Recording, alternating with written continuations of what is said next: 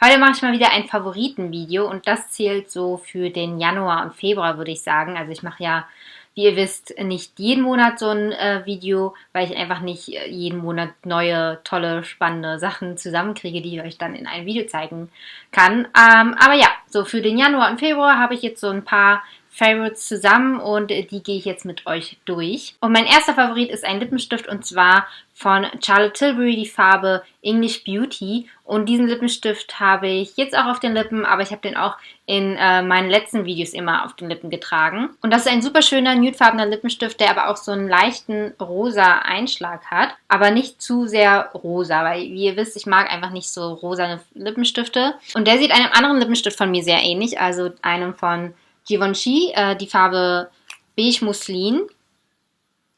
Und wenn ich die beide hier so nebeneinander ansehe, sehen sie wirklich sehr, sehr ähnlich. Also im genaueren Hinsehen sieht man dann aber, dass der von Charlotte Tilbury einfach mehr rosa ist und der von Givenchy so ein bisschen mehr ins beige, bräunliche übergeht. Und da finde ich einfach schön bei Charlotte Tilbury, dass man da ein bisschen gesünder und frischer aussieht. Und ja, den habe ich sehr, sehr gerne getragen in letzter Zeit und deswegen ein Favorit von mir. Und Charlotte Tilbury mag ich auch sowieso sehr gerne. Vom Gefühl her finde ich den sehr angenehm. Der ist so semi-matt, also nicht zu matt, aber auch nicht super glänzend. Also so ein ganz klassischer semi-matter Lippenstift.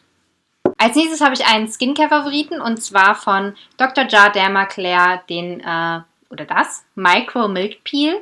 Das ist ein Enzympeeling, was man so ein paar Mal die Woche verwendet, also je nachdem wie der aktuelle Hautzustand ist. Und das benutze ich eigentlich schon relativ lange, seit September oder Oktober letzten Jahres ungefähr. Und ja, absolutes Lieblingsprodukt. Ist wie so ein kosmetisches Peeling, aber so mild genug, dass man es zu Hause verwenden kann, ohne irgendwie krass was falsch zu machen. Also jetzt mal so ein Gegensatz dazu. Ich hatte letztens ein Enzympeeling angewendet und das habe ich echt nur so eine Minute länger angewendet als vorgeschrieben und ich hatte wirklich ein knallrotes Gesicht. Ging auf jeden Fall weg, aber das war erstmal so, oh mein Gott, was ist passiert? Also ich hatte echt man hat so einen Rand richtig gesehen von dem Bereich, wo ich die Maske aufgetragen habe und wo nicht. Ja, und sowas ist mir mit diesem Produkt auf jeden Fall noch nicht passiert. Es ist auch wirklich sehr mild, also so wie ich das empfinde. Ich habe zwar nicht so eine empfindliche Haut, aber ja, ich würde auch wirklich behaupten, dass es ein eher milderes Peeling ist, aber trotzdem effektiv. Basieren tut es hauptsächlich auf Milchsäure, aber auch Salicylsäure, Zitronensäure und Apfelsäure. Genau. Und ja, wie gesagt, ich empfinde es als relativ mild und deswegen ist es vielleicht eine gute Alternative gegenüber so ganz krassen AHA-Peelings. Und hier sind auch feuchtigkeitsspendende Inhaltsstoffe drin, also unter anderem Kokosmilch war das. Und ich finde, das merkt man auch irgendwie. Und also hier steht, als Anwendung soll man es eine Minute lang einwirken und dann mit warmem Wasser ausspülen. Aber was ich eigentlich immer mache, ist, dass ich das auf dem Wattepad, ach ja, apropos Wattepad, es kommen richtig coole Wattepads dazu. So richtig typisch koreanische Wattepads, die so quadratisch sind und zwei Seiten haben. Und wirklich, die fühlen sich wirklich qualitativ hochwertig an. Vor der Anwendung muss man es immer schütteln, weil es so zwei Phasen hat. Und dann benutze ich meistens die softe Seite, packe das auf das Wattepad und verteile es dann auf meinem Gesicht. Und statt wie angegeben nur für eine Minute einwirken lassen, lasse ich das dann auf meinem Gesicht, warte so 5 Minuten ungefähr und trage dann meine Nachtpflege auf und gehe dann schlafen. Also ich lasse das quasi wirklich über Nacht einwirken. Aber so hat es für mich irgendwie die besten Ergebnisse erzielt und ich hatte nicht das Gefühl, dass meine Haut irgendwie krass gereizt war oder so, sondern ja, das Produkt konnte irgendwie so gut über Nacht auf meine Haut arbeiten und aufwachen tue ich dann mit einem schönen frischen Teint und meine Haut fühlt sich jedes Mal danach wirklich sehr gut an, schön glatt und sieht auch einfach frischer aus. Und ja, ohne dass sie krass trocken ist. Also ich habe ja auch so Peeling-mäßige Produkte, also so Cremes benutzt. Und da habe ich gemerkt, dass meine Haut wirklich immer sehr schnell, also am nächsten Tag wirklich trocken ist. Und das ist bei dem nicht so. Mein nächster Favorit ist wieder was von Charlotte Tilbury und zwar der Flawless Filter. Das ist so ein Multiprodukt, also man kann es auf unterschiedliche Weise anwenden. Ich persönlich verwende es immer in Kombination mit meiner aktuellen Foundation an. Also ich mische die beiden Produkte zu einem Verhältnis 1:1 ungefähr zusammen und diese gemischte Foundation ist dann von der Deckkraft her genauso gut wie vorher, aber dass sie einfach nochmal ein bisschen glowiger und frischer aussieht, weil die ist ja, eher neutral vom Glow-Level, würde ich sagen. Und das gibt dann halt einfach nochmal den extra Glow. Man kann es aber auch ganz alleine auftragen. Ich denke, ich werde das mal so ausprobieren, wenn ich so Summer Skin habe und einfach, ja, eine gute Haut. Oder man kann es aber auch als Primer benutzen und dann Foundation drüber. Oder wirklich gezielt als Highlighter. Oder ich weiß nicht, ich glaube, da war noch irgendwie eine andere Möglichkeit.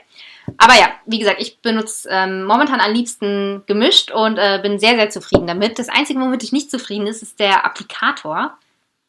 Und zwar kommt es mit so einem Doe-Foot-Applikator und das mag ich irgendwie überhaupt nicht. Ich finde, das ist so mühsam. Ich muss so dreimal ungefähr reingehen und das so abstreifen. Ein Pumpspender wäre viel, viel besser gewesen. Ja, das so kleiner Downside, aber sonst sehr, sehr schönes Produkt. Ich finde, ich habe auch nichts Vergleichbares so wirklich. Also ich habe hier sehr, sehr viele Highlighter in meiner Make-up-Sammlung. Auch so diesen Becca Shimmering Skin Perfector oder von MAC die Strobe Queen, die so von der Konsistenz her sehr ähnlich sind wie dieser hier. Aber ich finde, die sind dann doch sehr glitzerig. Ah ja, von Burberry habe ich auch nochmal so ein Glow-Ding. Aber bei den drei, finde ich, sieht man immer sehr, zwar nicht ganz krass, aber im Vergleich dazu mehr diesen Glitzer-Effekt und das ist mehr so Glow Within. Höchstens von Chanel die Chanel LeBlanc. Das ist mehr noch so ein unauffälliger Glow. Aber ich finde, das ist eine sehr gute Alternative und die kommt auch in verschiedenen Hauttönen. Also das ist dann das Gute bei diesem Produkt. Man kann es wirklich alleine tragen und dem eigenen Hautton anpassen. So, das waren meine Beauty-Favoriten. Ich habe jetzt noch so ein paar Fashion-Favoriten, die ich mit euch teilen möchte. Und zwar einmal diese Reebok-Sneaker. Die habe ich jetzt so gut ein halbes Jahr, würde ich sagen. Die trage ich einfach super, super gerne. Also wenn ich Sneaker trage, dann aktuell die. Das sind, jetzt habe ich den Namen von dem Modell vergessen, irgendwas mit Vintage haben die im Namen drin. Also ich werde euch das Modell einfach in der Infobox schreiben. Also wie der Name sagt, die sind halt so Vintage angehaucht und auch die Sohle hier unten ist ein bisschen dunkler noch. Und das Logo sieht hier ganz cool aus, finde ich. Es gibt auch in der rot-silbernen Variante, ich habe jetzt die grüne Variante. Und ja, die Form ist einfach sehr schmeichelnd, nicht zu fett, nicht zu dünn und von dem Komfort ist es auch sehr, sehr bequem und ja, stylmäßig finde ich, sind die sehr, sehr einfach zu kombinieren. Die passen immer gut und auch jetzt im Winter, beziehungsweise im Winterwetter, ich weiß nicht, ob man eigentlich noch Winter sagt im März, aber in unserem aktuellen Winterwetter trage ich die auch gerne, weil ich manchmal das Gefühl habe, dass man in Sneakern weniger friert an den Füßen als in Boots, also so richtig auch Lederboots oder so, weil man einfach hier so in Sneakern einfach dicker eingepackt ist. Also da sind einfach mehr Schichten irgendwie um den Fuß und auch so bei Weihnachtsmarktbesuchen hat man das immer gemerkt, dass man mit Sneakers nicht so schnell friert wie die Leute, die dann Stiefel anhatten. Also das mal so am Rande. Und das habe ich dann jetzt bei kaltem Wetter auch gerne getragen mit dicken Socken und dann am liebsten so ein bisschen weitere, ausgestellte Hose dazu, aber auch Mom Jeans und dann einfach hochgezogene Socken finde ich auch cool. Ja, also die mag ich sehr, sehr gerne. Ich bin aber auf der Suche nach ein anderes Paar coole Sneaker. Und vielleicht könnt ihr mir da ja so ein bisschen weiterhelfen. Ich habe so ein Foto gefunden von jemandem, die New Balance Sneakers trägt. Ich blende euch das mal hier so irgendwie ein. Und ich habe überall gesucht nach einem Modell, was ungefähr so aussieht. Weiß einer von euch ja irgendwie, wie dieses Modell heißt, ob es überhaupt irgendwie noch zu kaufen gibt oder keine Ahnung. Oder vielleicht, ja, wenn ihr andere Vorschläge habt für Sneaker-Modelle, wo ihr meint, die könnten mir gefallen. Ein anderer Fashion-Favorit ist das Barett. Habe ich sehr, sehr gerne getragen oder trage es auch immer noch. Einfach, weil man dadurch viel, viel weniger friert und es auch natürlich auch sehr süß aussieht. Also ich trage das jetzt mal einfach ganz kurz. Okay, ich habe so ein fettes Haarband, das ist ein bisschen schwieriger dann. Egal, muss jetzt so gehen.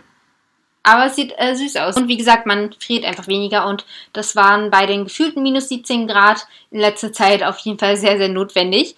Und ja, ich glaube, ich habe schon mal ein Video gemacht, wo ich Baretts gezeigt habe und auch ganz viele verschiedene. Ich weiß aber nicht mehr, ob das ein Haul war.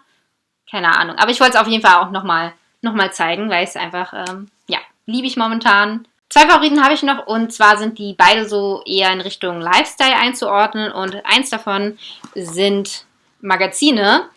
Und ja, ist irgendwie mega random, aber ich habe das Gefühl, dass ich das irgendwie mal so ansprechen wollte, weil man immer weniger mitbekommt, so habe ich das Gefühl, dass Leute Magazine lesen. Also sagt ihr mir mal in den Kommentaren, habt ihr noch Magazine abonniert? Liest ihr regelmäßig Magazine? Wenn ja, welche?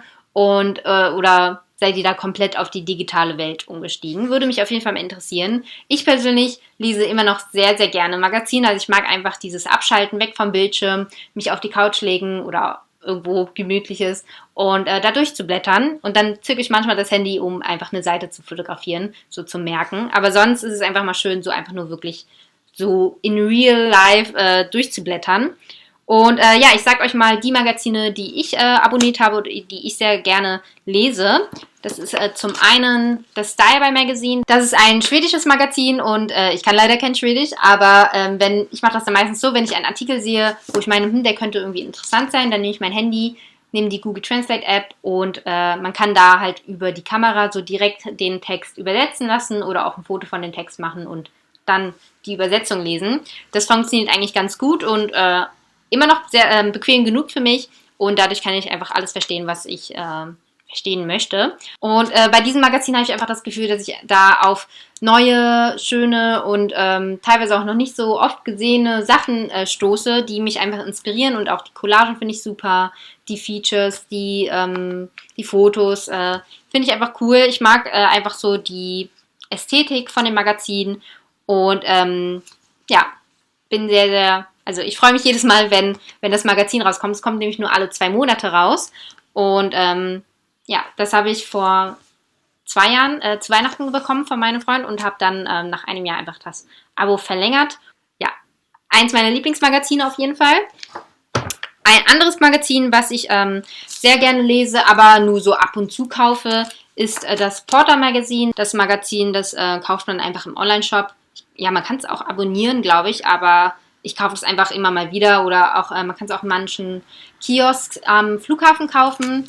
Und da ist mir aber immer wieder aufgefallen, dass hier immer sehr interessante Artikel drin stehen. Also das ist auch auf Englisch geschrieben, deswegen nicht so großes Problem wie bei Styleby. Aber ja, hier sind die Artikel super spannend und natürlich auch einfach so als Style-Inspiration fand ich das immer sehr gut. Dann das zweite Magazin, was ich abonniert habe, ist die deutsche Harper's Bazaar. Also ich habe echt nur 2 Magazin-Abos und das finde ich reicht vollkommen aus. Und das sind auch momentan einfach meine Liebsten.